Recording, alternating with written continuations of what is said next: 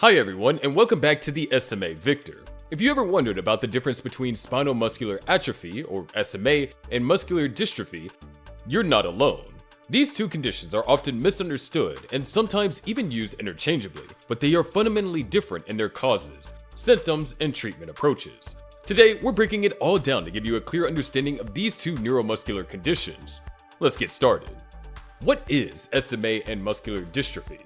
First, let's define what SMA and muscular dystrophy are.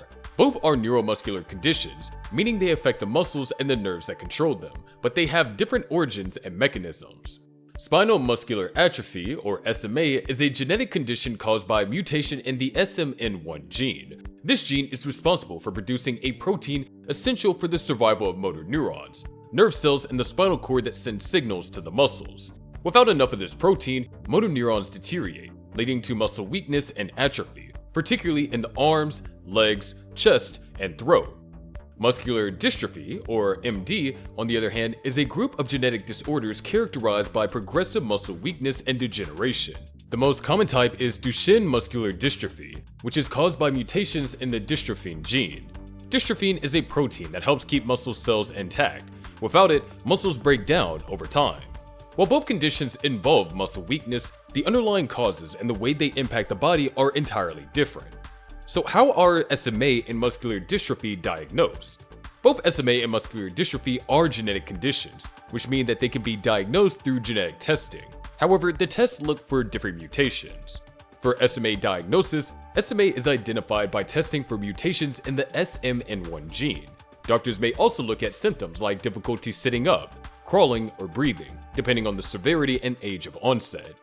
MD diagnosis, or muscular dystrophy, is often diagnosed through a combination of genetic testing, muscle biopsies, and blood tests for elevated levels of creatine kinase, an enzyme released when muscle cells are damaged.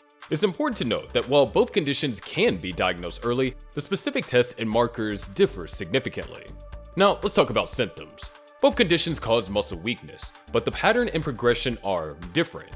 SMA symptoms primarily affect proximal muscles, the muscles closest to the center of the body, like the hips, shoulders, and spine. Individuals with SMA might struggle with movements like sitting up, walking, or lifting objects.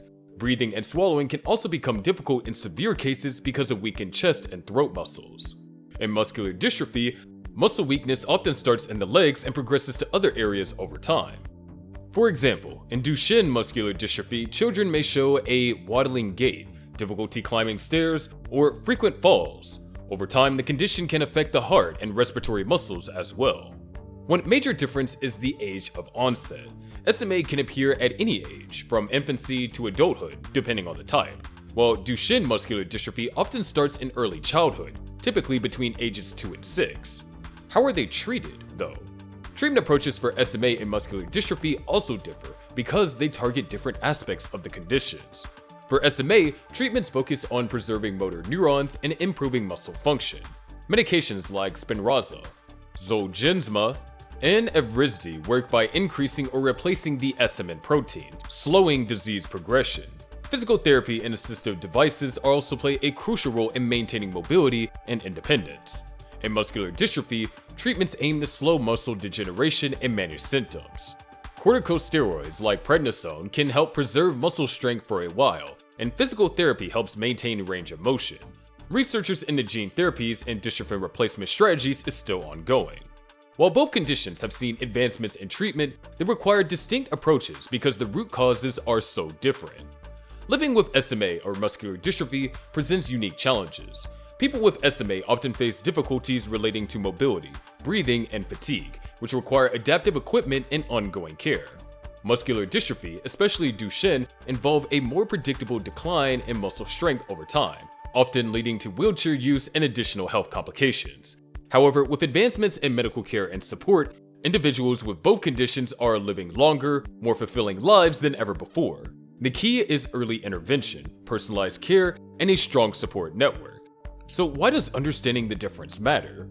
Understanding the differences between SMA and muscular dystrophy is crucial for raising awareness, supporting research, and ensuring individuals receive the right care. These conditions may share similarities, but their unique challenges require tailored approaches in diagnosis, treatment, and support. Thank you for joining us today to explore the differences between SMA and muscular dystrophy. Whether you're directly affected by these conditions or simply seeking to learn more, your curiosity and compassion can make a real difference. Don't forget to like, comment, and subscribe to the SMA Victor for more insights about SMA. Together, we can spread awareness and foster understanding.